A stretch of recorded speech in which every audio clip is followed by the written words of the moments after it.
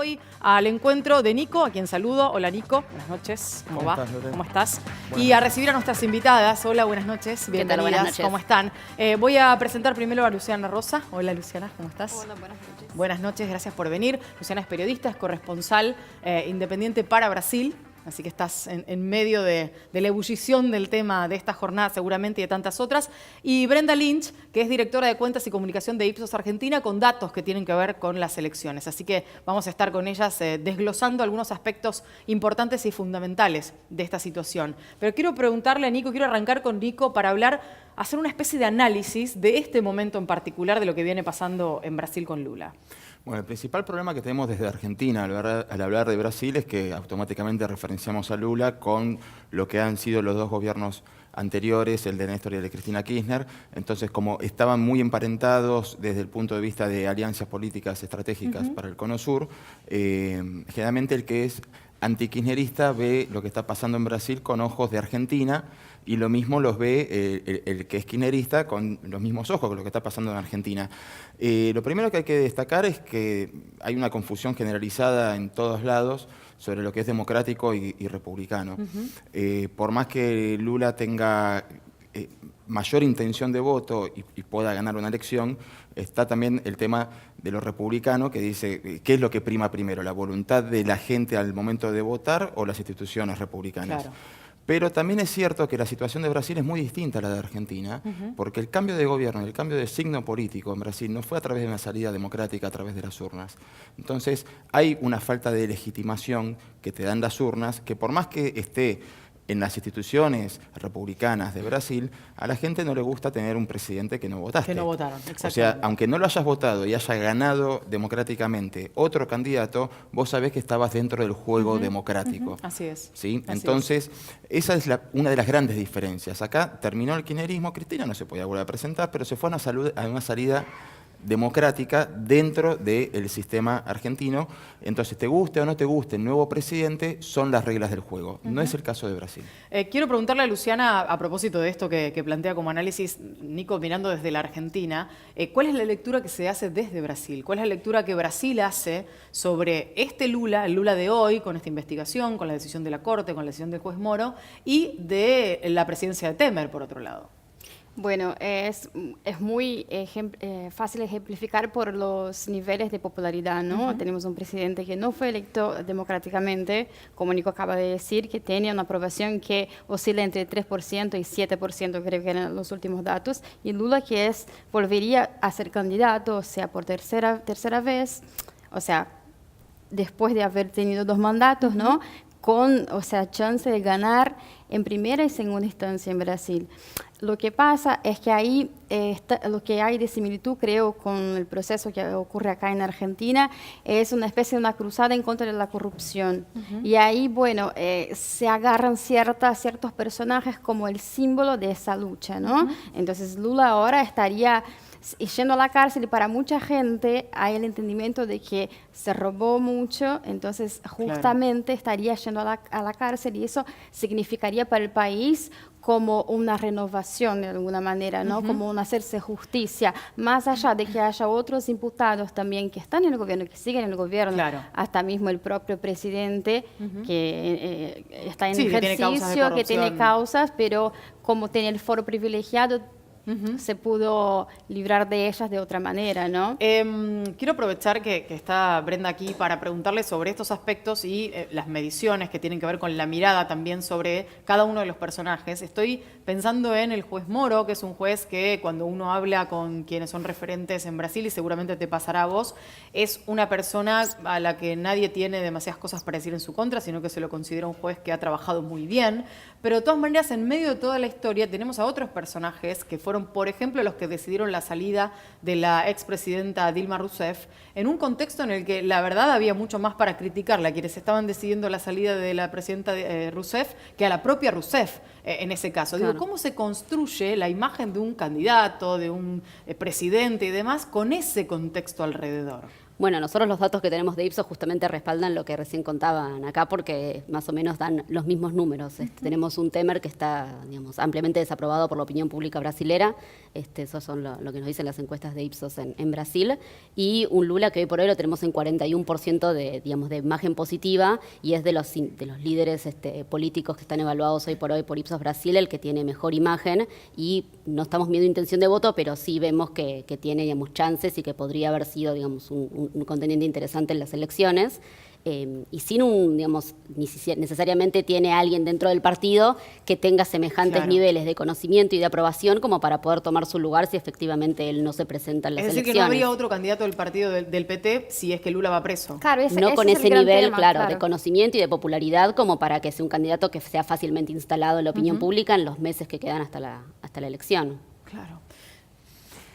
A mí me recuerda que en el año 2003 en Argentina tampoco había ningún candidato para que fuera instalado y sin embargo en una campaña relámpago, como el otro candidato no tenía, era peor todavía de su nivel de aprobación, terminó ganando un candidato que era prácticamente desconocido 3 meses antes. Estamos hablando de Néstor Kirchner cuando llega un momento. O sea, Néstor Kirchner empieza la campaña con un 8% de conocimiento y termina con un 22% perdiendo la elección, pero el otro no tenía intención de voto. Pero esa falta de legitimidad que vos decías que no llegó con las urnas, en algún punto Kirchner también la sufrió los primeros meses y hasta la primera elección, digamos, de medio término en sus decisiones, porque tampoco tenía ese aval suficiente de las urnas. Ese 22% no le alcanzaba para tomar ciertas decisiones o para sentirse plenamente cómodo en la manera de llevar adelante el poder, y un escenario semejante podría darse, digamos, en Brasil. Si está muy polarizado y son muchos los candidatos y también la campaña no es, digamos, muy extensa, claro. Sí, o no alcanza como para realmente imponer un candidato con una legitimidad fuerte, digamos, también sería un panorama complicado, en un contexto que lo que nosotros estamos midiendo mucho, lo que tiene que ver con las secuencias de encuestas de Ipsos, es que el contexto económico es malo, la situación, digamos, la percepción de la opinión pública es que la situación económica en Brasil es mala y la situación política también, con lo cual hay mucho, digamos, descontento, desconformidad con cómo se están llevando a cabo las cosas ya desde hace varios años, ¿no? Digamos, en decadencia respecto de lo que fue un auge y un momento de mucha prosperidad, digamos, justamente al final del mandato de Lula y el primer momento de Dilma. El contexto que está señalando Brenda respecto de la sociedad en Brasil, ¿cómo lo lees vos desde tu trabajo como periodista? Desde los testimonios, desde la posibilidad que la gente tiene de expresarse, digo, independientemente de esta cuestión de un sector que piensa que la prisión de Lula puede significar una lucha contra la corrupción. ¿Qué viene después? ¿Qué espera la sociedad? Bueno, la sociedad creo que cree que ahora sí, o sea, la parte de la sociedad que está en contra de Lula, básicamente, o del PT, o que cree que el PT hizo una mala gestión del país, tanto que ahora estamos en una crisis económica, en una crisis política y de representación, pero que más allá de todo estamos en una crisis democrática. Entonces hay una pequeña porción de la sociedad, una cierta porción de la sociedad que es la que apoya también el candidato Bolsonaro, que es el extremo opuesto de Lula, que es de extrema derecha y que apoya a los militares. O sea, esa gente está necesitando o siente necesidad de tener una cierta seguridad, un apoyo, y cree que la vuelta capaz, lo que es muy delicado tocar en el tema, de la dictadura militar, de una gestión militar o militarizada de un país más autoritario, duro, más autoritario, podría ser bueno para Brasil porque existe un clima de desorden. ¿Y qué tan grande es esa porción de la sociedad, la que piensa de esta manera? Es grande o suficiente para que Bolsonaro sea el segundo candidato en niveles de aprobación. Lo que pasa ahí es que la porción de la pizza de Lula es tan grande que se puede o ir toda a un solo candidato, una coligación, que es algo súper común en Brasil, ¿no? Que se junten varios partidos, o que se comparta entre una extrema izquierda, una izquierda moderada. Entonces, de acá para adelante hay que reconfigurarse todo nuevamente porque... Claro, las posibilidades son infinitas, además. Las posibilidades Digamos, con Lula gana la presidencia.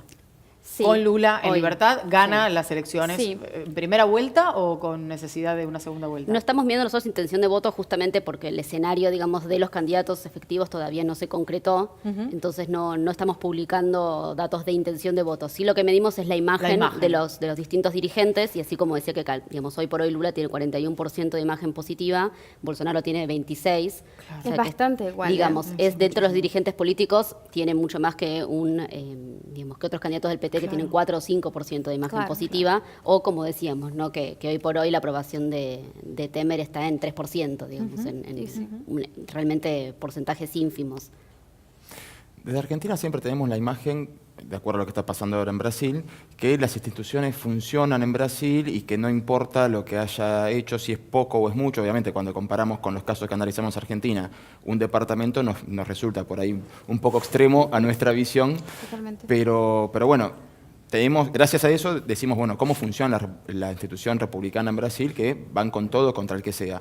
Ahora, cuando uno se pone a ver nombre por nombre los diputados y los legisladores en general, uno le da la sensación que tan bien no debe funcionar la institución si permitió que este caso salpique a tanta gente y sean personas que están tanto más complicadas que Lula las que lo terminan juzgando. En el caso de Lula, en el caso de Dilma, por ejemplo. Exactamente. Y va al encuentro de lo que dijiste del tema de Moro, que sí, hay mucha gente que lo apoya, que cree en sus ideas, que cree que es un juez muy correcto, pero es un personaje muy parecido a Bonadío, acá, para así decir. O sea, hay gente que está muy en contra de sus decisiones, que cree que es un personaje que quiere tener un cierto destaque, como que quiere sobresalirse por sus decisiones. Entonces ahí hay un tono político y eso no se puede negar. O sea, y cuando la justicia está, si bien está de por sí involucrada en la política, porque todos nosotros vivimos en política, debería estar un poco más aislada de todos esos procesos. Y lo que se siente en Brasil es que si bien funciona de maneras distintas para personas distintas. O sea, la aprobación y el pedido de prisión ahora de Lula fue récord. O sea, en ningún caso de Lava Jato fue tan rápido como la condena, como los tiempos que decurrieron de todas las instancias que tenía para recorrer Lula. Si tuvieras que hacer una comparación, recién haces una comparación entre el juez Moro y el juez Bonadío en Argentina, el juez federal de la Argentina. Entre la justicia de Brasil y la justicia de Argentina, digo, más allá de este dato que vos dabas del funcionamiento tal vez más veloz o en un sentido cuando se trata de determinados personajes, ¿qué podrías decir en cuanto a cómo funciona la institución de acuerdo a lo que Nico marcaba? Yo creo que en Latinoamérica es muy difícil separar ciertos estratos de la administración social, ¿no? Del judiciario, del legislativo, de lo económico, como que esas cosas están todo el tiempo muy involucradas.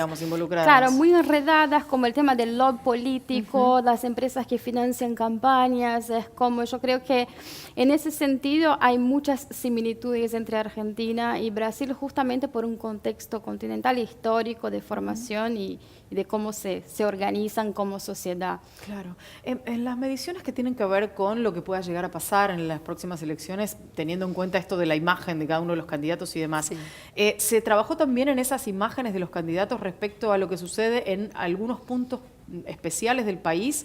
Esto lo venimos leyendo en las crónicas que nos cuentan nuestros colegas y demás, muchas diferencias entre el norte y el sur respecto de la mirada que tienen sobre ciertos mandatarios, candidatos, etcétera. ¿Esto también lo están viendo ustedes? Sí, bueno, yo justamente consultaba ese tema con nuestros colegas de Ipsos hoy antes de venir al programa, y lo que me decían es que, por ejemplo, la imagen de Lula creció en el último tiempo, incluso se mantuvo estable o hasta bastante por encima de lo que estaba el año pasado en esta época, justamente por una campaña fuerte que hizo en el nordeste de Brasil. Claro. Con lo cual, digamos, hay referencias en las distintas áreas de Brasil. Digamos, obviamente lo que pasa en San Pablo no necesariamente se refleja en otras partes del país, con lo cual obviamente tienen diferencias regionales, al igual que las que tenemos nosotros en Argentina, con, digamos, lo amplio que es el país y la cantidad de población que tienen. Bien. ¿Existía alguna otra posibilidad de un cambio de gobierno por vía democrática, por vía de las elecciones, por vía de las urnas, o la única salida que tuvieron en Brasil para cambiar el signo político fue imponer un presidente no electo? Existiría, pero habría que esperar que se completara el mandato de Dilma en su caso, ¿no? O sea, que Pero había alternativa, había personas que uno diga, bueno, esta persona puede llegar a ganar. A eso, y Dilma fue como una votación muy acerrada, como muy renita, perdón. Y creo que este fue el factor principal también, porque se pudo ganar legitimidad para procesarla a través de un impeachment, porque tanto por la pequeña diferencia, vos me podés ayudar en eso de los votos en las urnas, cuanto con lo que se eligió como Congreso. Nosotros en Brasil elegimos en las últimas elecciones del Congreso más duro desde la dictadura militar, más conservador desde la dictadura militar. Y ahí, bueno, es en donde nosotros podemos tener un presidente con tan poca popularidad, que debería tener muy poca gobernabilidad, pudiendo aprobar medidas como reforma laboral, reforma previsional. Eso es sorprendente. Claro. Entonces, ese tema de la gobernabilidad como que no tiene apoyo popular, pero tiene alianzas políticas que lo blindan de alguna manera. Es como si la misma razón por la que sale Dilma es la que le permite gobernar hoy a Temer, en términos de la conformación del Congreso. Claro, nosotros lo que vemos es que la falta de confianza atraviesa todas las instituciones de gobierno. Creo que, midiendo lo que es confianza en la institución en sí, gobierno nacional, municipal, lo que es el poder legislativo, el poder judicial, en todos los casos hay una mayoría de brasileños que desconfía versus aquellos que sí confían en el sistema, con lo cual, esto que decían que una crisis democrática también tiene que ver con esto, el hecho de que la opinión pública entiende de que no necesariamente la justicia está actuando de forma pareja y para todos. Hay mucho descontento por la corrupción, es el principal problema hoy, con más también del 55% de menciones, con lo cual hay una disconformidad ahí y algo que atender, pero también sabe que todos los poderes hoy por hoy no son de confiar. Claro. Entonces, uno no se imagina en Argentina un presidente con gobernabilidad con una aprobación del 3%. Claro. O sea, en Argentina creo que no se ha dado. No y en el momento en el que Dilma fue destituida tenía 5% de aprobación. O sea, que también ahí hay una razón por la cual, más allá de que haya ganado de forma reñida, después de los primeros meses de mandato bajó muchísimo, también en un proceso de crisis económica, lo cual correlacionan los indicadores en un caso y en otro. Y en ese sentido, en ese contexto fue que se dio la destitución. Claro, totalmente. Y también tiene que ver con las alianzas que hizo, o sea, que hizo muchas alianzas o que recibió mucho apoyo Dilma para elegirse y después como que se descuidó esos sectores sociales y al dejar de atender perdió el apoyo de los sectores que podrían haberla fortalecido frente a ese proceso. Claro. A uno le queda una sensación un poco extraña a la hora de pensar que la única persona que tiene la posibilidad de encontrar un apoyo suficiente como para tener gobernabilidad real puede ser una persona que a la vez y al mismo tiempo está condenada a 12 años de prisión por un caso de corrupción y con una prisión que podría hacerse efectiva dentro de menos de 24 horas. Es un poco paradójico. Cuando uno lo piensa en esos términos, es un poco extraño. Por eso la pregunta sobre el tema de la reacción social, sobre lo que pasa con esa sociedad. Digo, si Lula va preso, ¿qué hace Brasil? ¿No? Digo, si tiene todos candidatos que no tienen demasiada representatividad, a excepción de esto que vos contabas, que, como decías, es de cuidado, ¿no? Pensar en alguien de extrema derecha para conducir un país tan importante, sobre todo en lo económico y a nivel de las relaciones mundiales. Claro.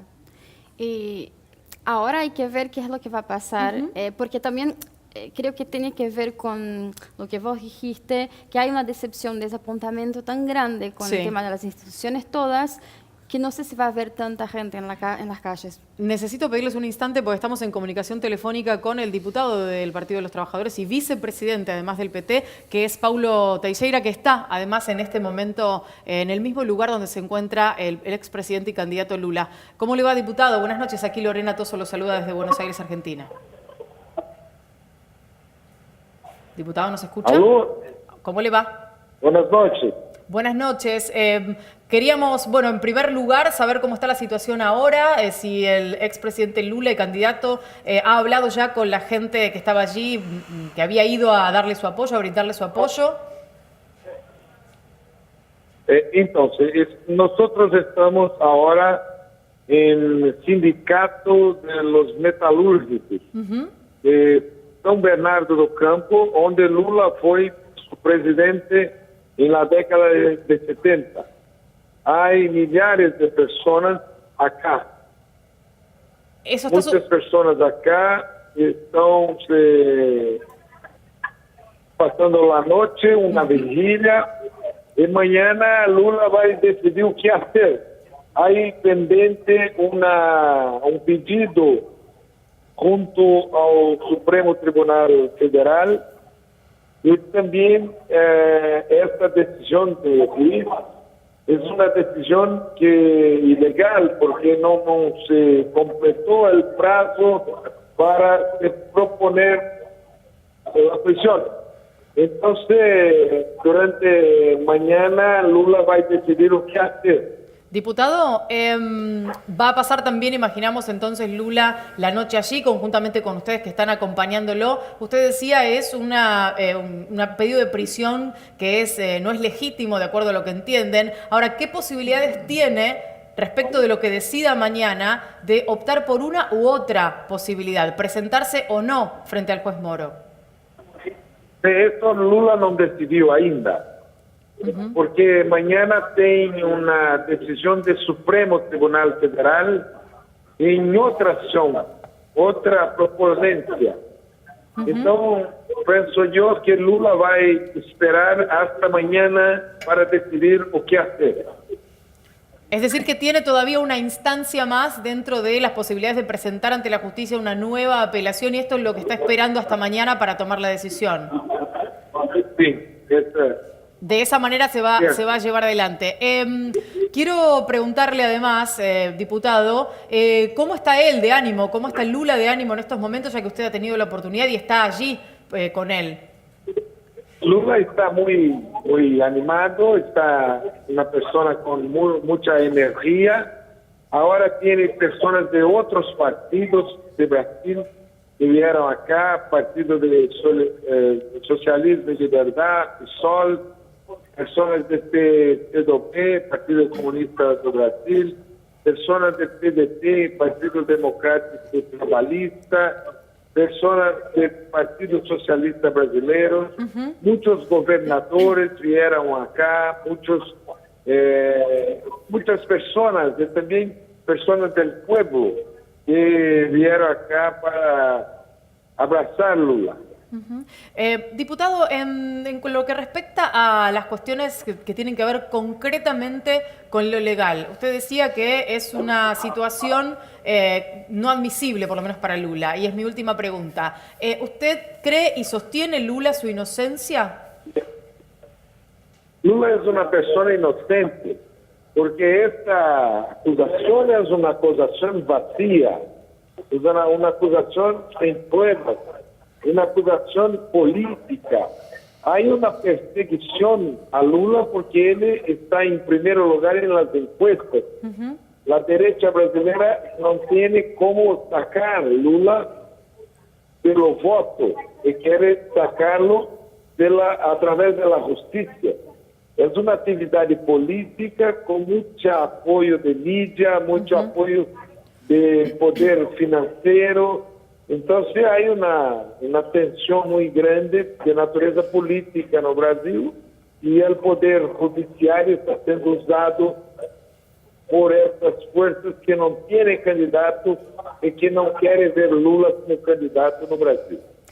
Diputado, quiero agradecerle enormemente esta conversación que ha mantenido con nosotros aquí en el Canal de la Ciudad desde Buenos Aires, Argentina. Le mandamos un abrazo y vamos a estar atentos a lo que ocurra durante la jornada de esta noche, lo que resta de esta noche y mañana. Muchísimas gracias. Muchas gracias por todos de la Argentina que acompañan la situación brasileña. Muchas gracias también por todo el apoyo que estamos recibiendo de todo el pueblo argentino. Hasta luego, le mandamos un abrazo. Vicepresidente del Partido de los Trabajadores, me quiero quedar con parte de todo esto que decía, ¿no? el diputado y con lo último, con el apoyo. Hubo expresidentes, funcionarios, diputados y demás de la última gestión, la gestión anterior aquí en la República Argentina, que manifestaron su apoyo. ¿Cuál es la mirada latinoamericana sobre la situación de Lula? Yo creo que, diferentemente de lo que Nico estaba hablando al principio, acá en Argentina lo que yo siento es que hay más gente que muchas veces está en contra, por ejemplo, del kirchnerismo o en contra del peronismo, lo que sea. Es difícil de prever esas nuances acá en Argentina. que admira la figura de Lula, porque la figura de Lula internacionalmente tiene como, está menos dividida entre amor y odio que en Brasil. Como que se resaltan ciertas cosas como la cantidad de personas que sacó de la pobreza, todo lo bien que nos fue a Brasil económicamente durante su gestión. Entonces quedó como muy marcada esa imagen. Y ahora como que es difícil entender lo que está pasando, ¿no? El tema no lo ven como un criminal, no lo ven como, para así decirte, ¿no? Hugo Chávez, o como un criminal, o como un dictador. Como que en Latinoamérica, a mi visión, ¿no? Como brasileña, lo que siento es que tiene una mejor imagen que dentro de Brasil. Porque aparte en Brasil lo que pasa es un fenómeno muy curioso, ¿no? Que hay muchos de sus electores o de sus, para así decir, seguidores, que no necesariamente lo apoyan o lo aman o lo bancan en todo, pero hay una necesidad de estar en contra Bolsonaro, o en contra la derecha, o en contra Temer.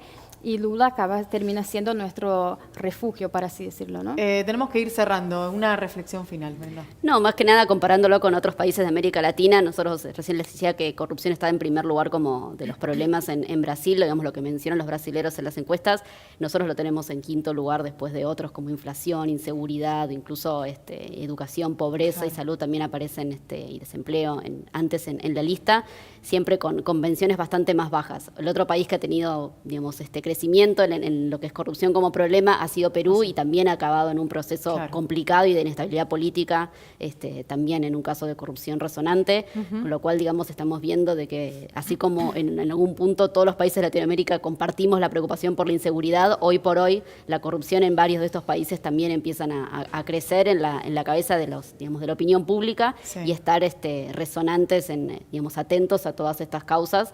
Y bueno, lo que decías vos recién antes tiene que ver con eso. Por ahora en Argentina se mantiene como una preocupación menor, e incluso, digamos, naturalizando o minimizando las causas que pueden ser en otros países muy resonantes. Acá nos parecen quizás no tan graves, no tan complicadas como para ver las consecuencias que están teniendo, ¿no?